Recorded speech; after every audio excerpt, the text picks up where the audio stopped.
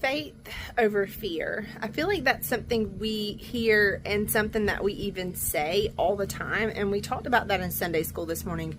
And while that can relate to so many different things in my life, and I'm sorry it's loud out here. My oldest is mowing the grass for my husband since it rained yesterday and we didn't get to finish doing that.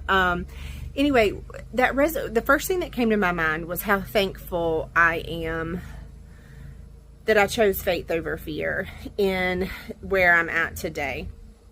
Okay, so I want to explain that.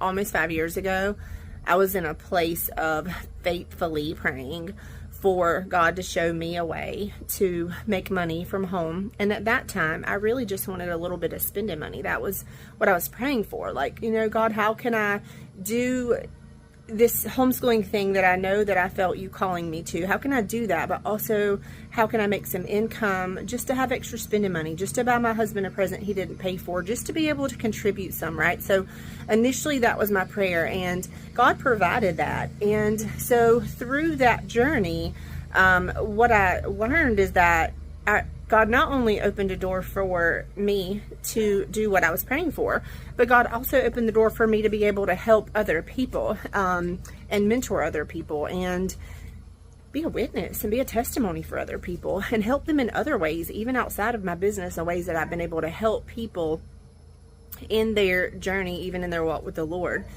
And then last year I found myself praying again because I felt like my time freedom was slipping away. And so I found myself praying again very faithfully in, like, God, I know that you brought me to this, but there's got to be a better way to help people to truly give more time and income freedom. And that's when digital marketing entered into my world. And I do believe 100% that God has sent me on this journey and that he brought all of these things into my life, because there are so many moms that are like me, and they want to be home with their kids. They want to be stay-at-home moms. They want to be homeschooling moms, but they also want to contribute, and they also want to have their own money, and they also want to give their kids a foundation with Jesus, like Jesus being the foundation of their life. And so I feel like being able to be home has just been I've been able to do more of that in my own life. And I know that I believe 100% that God put me on this journey, not for myself, but to be able to help so many more of you.